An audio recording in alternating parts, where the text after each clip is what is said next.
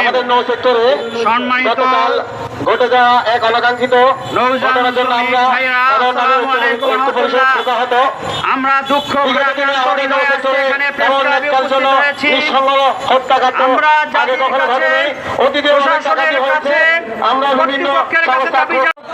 শাহজাহান হাওলাদার আরো উপস্থিত আছেন হাবিবুর রহমান, আব্দুল আলিম, আব্দুল লতিফ, জাহিদ মাস্টার, জুয়েল রানা, শেরালি, ইকবাল গাজী সহ নেতৃবৃন্দরা উপস্থিত আছেন।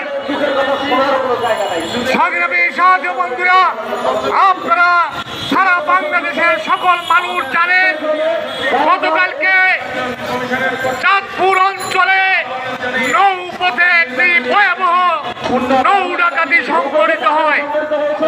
ওই ডাকাত চক্র আমাদের 7 জন শ্রমিককে নির্মমভাবে হত্যা করে সবকিছু লুটে নিয়ে যায়। আমরা সেই হত্যাকাণ্ডের তীব্র নিন্দা জানাই এবং সকল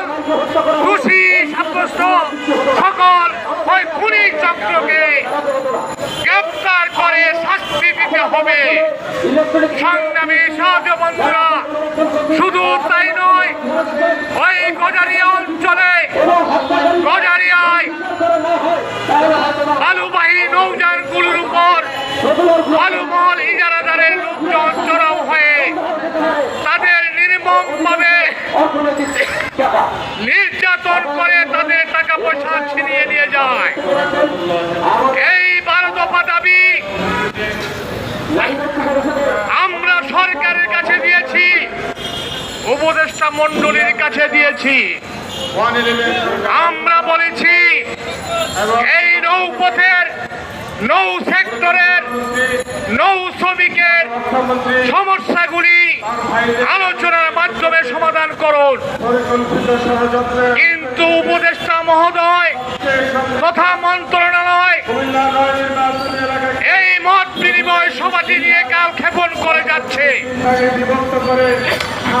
আমি অনতি বিলম্বে দাবি জানাচ্ছি, আমাদের এই 12 দফা দাবি আলোচনার মাধ্যমে সমাধান করুন।